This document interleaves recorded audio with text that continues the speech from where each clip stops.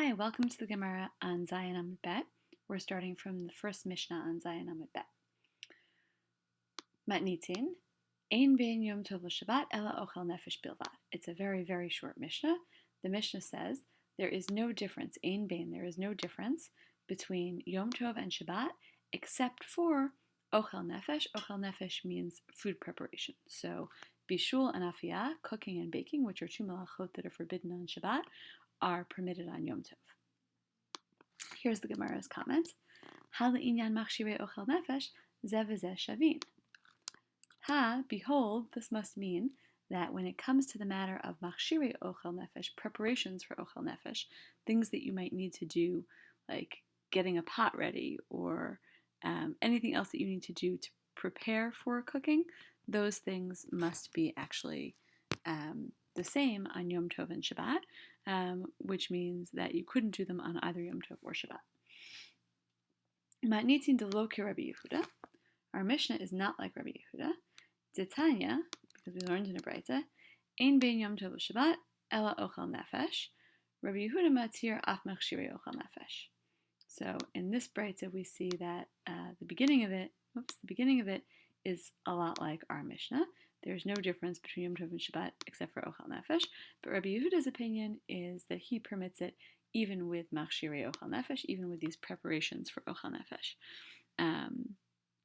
So the Tanna Kama matches with our Mishnah. Rabbi Yehuda does not.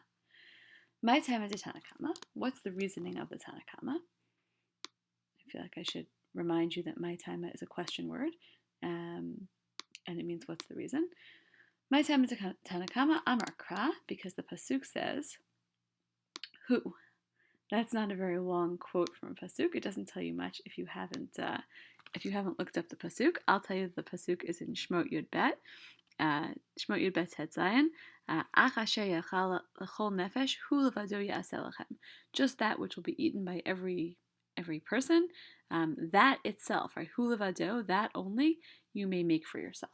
So the pasuk says who, right? It uses the word who, that or him, but it's referring to the food. So just it, v'lo machshirav, and not the things to prepare for it. That's the Tanna Kama's reasoning. The verse specifies you can only do the food preparation, but not the preparation for the food preparation.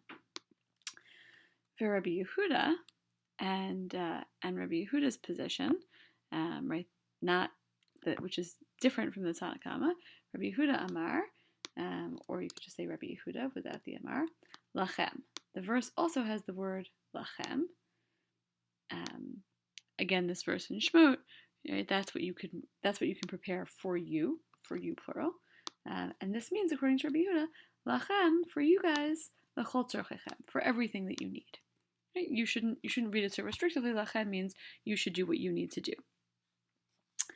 V'idach nami, and for the other one also, haktiv lachem. Doesn't it say the word lachem?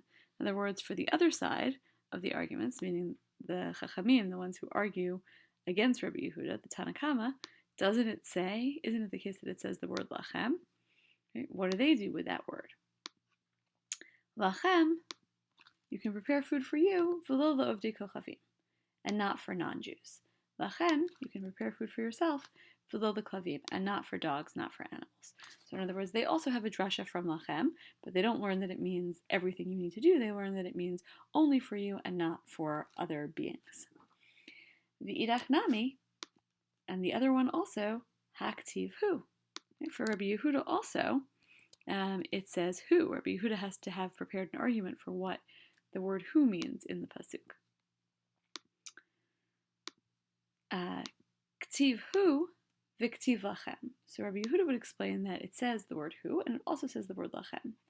Kan b'machshirin she'efshar la'asotan me'erav Yom Tov. Kan b'machshirin she'ei efshar la'asotan me'erav Yom Tov.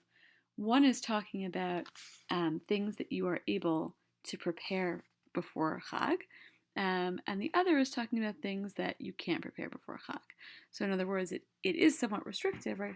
This is what you can prepare. Okay, so you can't do on Chag anything that you could have done before Chag, but the Lachem tells you anything you need for you now that you couldn't have done before Chag, you're allowed to do. So Rabbi Yehuda is still the more permissive position than our Mishnah, and we've explained both sides of the argument in terms of this pasuk. We're going on now to the next Mishnah, still on the same daf. So, matnitin. Ein bin Shabbat liyom HaKippurim, el shezeh zeduno b'dei adam v'zeh zeduno b'karetz. Another very short Mishnah. There is no difference between between Shabbat and Yom HaKippurim, except for the fact that zidono, a transgression that's done on purpose, if you sin on purpose, zeh b'dei adam, one is punished. You're punished by people, by Beit Din. That's if you transgress Shabbat on purpose. And zeh zeduno b'karet, if you transgress Yom Kippur on purpose, then the punishment is karet, which is a divine punishment. It's punishment bidei shamayim. It either means having no children or dying young or some combination of those, or your soul being cut off, but it's considered a more severe form of punishment, and it's punishment bidei shamayim, not bidei adam. So that's the only difference, according to the Mishnah, between Shabbat and Yom HaKippurim. The Gemara starts out with an assertion about the Mishnah, Hala'inan tashlumin zeh v'zeh shavin. This must mean that when it comes to the issue of tashlumin, this one and this one, meaning Shabbat and Yom HaKippurim, are the same. Rashi explains, and we will eventually talk more about this in class, that this means, this tashlumin, it's paying somebody back for something, and the story that's involved is one in which you transgress Shabbat, or you transgress Yom Kippurim, right? You do a melacha that you weren't supposed to do, and while doing so, you also damage somebody else's property. So normally if you damage somebody else's property, you have to pay them back. But because the punishment for breaking Shabbat or Yom Kippur is more severe than the punishment, the simply monetary punishment of doing damage, you don't have to pay the damages because you get the more severe punishment. And that's a general rule in halacha, that you can't get, in many cases, you can't get multiple punishments. You get the more severe punishment, and we sort of let you off the hook for the lesser punishment. So l'inyan tashlumin zeh v'zeh shavin, in both cases, if you do malacha, if you do something you weren't allowed to do on Yom Kippurim or Shabbat, you don't have to, and you damage property along the way, you don't have to pay back. Now the Gemara has a question. Mani matnitin. According to whom is our Mishnah? Whose opinion is it? Rabbi Nechunya ben Hakanehi. It's the opinion of Rabbi Nechunya ben Hakaneh. Titania, as we learned in the Braita, Rabbi Nechunya ben Hakaneh haya oseh et Yom Kippurim k'Shabbat l'tashlumin. Ma Shabbat mitchayev b'nafsho patur min hatashlumin, af Yom Kippurim mitchayev b'nafsho patur min hatashlumin. Basically, just supporting the idea that Rabbi Nechunya ben Hakaneh is in fact has the same principle. Right? He would make Yom Kippurim like Shabbat with regards to tashlumin, with regards to paying people back. Just as Shabbat, if you are chayav for your life, if you have transgressed something so seriously, then you're patur min tashlumin. You don't have to pay somebody back for monetary damages. So to Yom Kippurim mitchayev b'nafsho, you're obligated with your life, and you're patur min tashlumin. You don't have to pay. Tnan hatam, we learn there. So we have a source from a Mishnah. Kol chayavei kritut shelaku niftaru midei kritatan. All those who are chayav in karet, anyone who deserves to get karet, to get this divine punishment, shelaku, who actually wound up getting malkot, lashes, niftaru midei kritatan, that person is exempt from their karet. It like gets you off the hook for karet. Shnei amar, as it says in the pasuk, v'niklei achicha leinecha. I'm going to go up to here for a second. Niklei achicha leinecha, your brother is lashed before your eyes. Should be lashed before your eyes. Sorry, this is a pasuk. Kevan shalaka harehu ka'achicha. Once he gets these malkot, he's like your brother. Meaning, it's a proof text, right? He's just like you and me. Once he gets these malkot, he gets off the hook for karet. And that's Divrei Rabbi Chananya ben Gamliel. That's the opinion of Rabbi Chananya ben Gamliel. Amar Rabbi Yochanan says, Chalukina lav chavirav. Not everybody agrees with this guy. Not everybody agrees with Rabbi Chananya ben Gamliel. Not everyone thinks that he's right, that malkot get you off the hook for karet. And in fact, we're going to see that. Amar Rava, because Rava in fact tells us, I should have a period here. Right? Not everyone agrees with him. Amar Rava, Amri Bei Rav. They said in the house of Rav, in the Beit Midrash of Rav, Tanina. We learned, meaning we already learned. It's actually our Mishnah here. Ein ben Yom HaKippurim Shabbat, el shezeh zedono b'dei adam v'zeh zedono b'hikaret. Okay, so a slightly different version, but same idea. There's no difference between Yom Kippur and Shabbat, except that one deliberate violation is punished by people, and the other holiday, meaning Yom Kippurim, you get karet for. V'im ita, and if it is the case, idi v'idi b'dei adamhi, meaning if it is the case that Rabbi Chananya ben Gamliel is right, that once you get lashes, you're off the hook for karet, then this one and this one, idi v'idi, are both in the hands of humans, right? Like, it's not really such a big difference.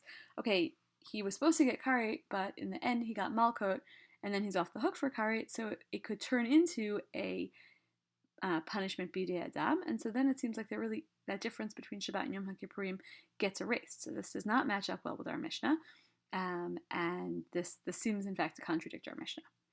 Amar Rav Nachman. So Rav Nachman says, Hamani. So who is it? Meaning who actually does work with us? Meaning who's going to match with our Mishnah?